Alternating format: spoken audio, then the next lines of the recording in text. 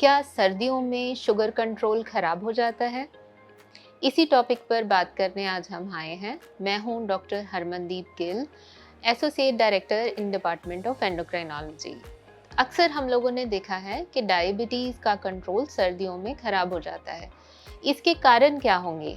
इसके कुछ कारण हैं जो हम डिस्कस करेंगे। सबसे पहला कारण ये होता है कि सर्दियों में फेस्टिविटी इंक्रीज हो जाती है। Because of all the celebrations आपका शुगर कंट्रोल खराब हो जाता है। सेकेंड इम्पॉर्टेंट फैक्टर जो आता है वो है आपका इंटरनल बॉडी की फिजियोलॉजी। सर्दी में होता क्या है कि बाहर का टेम्परेचर जैसे जैसे ड्रॉप होता है, हमारी बॉडी अंदर से कोशिश करती है टेम्परेचर मेंटेन करने का।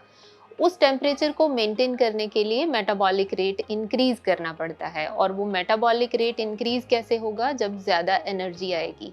वो एनर्जी कहाँ से मिलेगी? फूड से। तो इसलिए आपका हंगर इंक्रीज हो जाता है।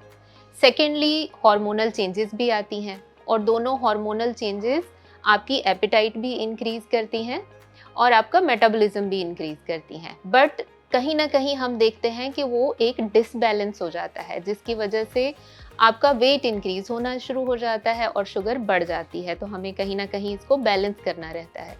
थर्ड चीज़ क्या आती है? जैसे जैसे टेम्परेचर डिक्रीज होगा, या कह लीजिए कि सर्दियों में पोल्यूशन भी ज़्यादा रहता है, लोगों ने अभी से वॉक करना बंद कर दिया है, तो आपकी फिजिकल एक्टिविटी रिड्यूस हो जाती है। तो ये तीसरा फैक्टर रहता है डायबिटीज़ इंक्रीज होने के लिए।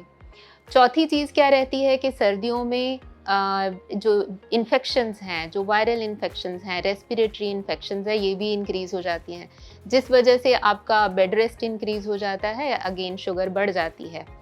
तो ये सारे कारण हैं, हालांकि सारे नहीं हैं, बट कुछ मेन कारण हैं जिनकी वजह से आपकी शुगर कंट्रोल खराब हो जाता है। अब इसके लिए कर क्या सकते हैं हम लोग? तो सबसे पहली बात जो मैंने कही, फेस्टिविटीज़। तो डायबिटीज़ में हमें ध्यान रखना है कि फेस्टिवल को सेलिब्रेट ज़रूर करना है, लेकिन सेलिब्रेट आपको एक ही दिन करना है और अपने रिस्ट्रिक्शन में रह के करना है। सेकेंड, जो हमने बात करी कि जो आपकी भूख इंक्रीज़ होती है, अब भूख तो इंक्रीज़ होगी, पर हमें उसका कंट्रोल कैसे करना है? तो सबसे पहली चीज़, हमने अपनी शुगर को चेक करते रहना है कि क्या मेरी एपेटाइट इंक्रीज़ होने से शुगर तो नहीं बढ़ रही। सेकेंड, आपको वेट मॉनिटर करते रहना है कि कहीं मेरा वज़न तो नहीं बढ़ रहा, क्योंकि ये दोनों चीज़ें मिलके फिर अल्टीमेटली आपका HbA1c इंक्रीज़ कर देंगी।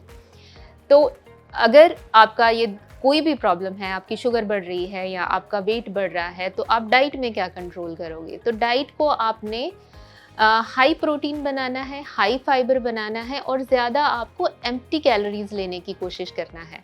तो जैसे आपका सर्दी का टाइम है, आपको थोड़ा वार्म कुछ लेने का मन हो रहा है, तो आप ब्लैक टी, ब्लैक कॉफ़ी या वेजिटेबल सूप या दाल सूप, ऐसी चीज़ें इंक्रीज़ कर सकते हो। अगर आपको हंगर पैंग्स हो रही हैं, तो आप स्प्राउट्स या आप ग्रीन वेजिटेबल सैलेड्स या ग्रीन लीफी वेजिटेबल्स, जो कि सर्दियों में बहुत आती हैं, उनका इनटेक इंक्रीज कर सकते हो। तो ये थोड़ा सा डाइटरी मॉडिफिकेशन हो गया। फिर फिजिकल एक्टिविटी का क्या करोगे? अगर सर्दी की वजह से आप नहीं जा पा रहे हो, तो आप अपना टाइम चेंज कर सकते हो।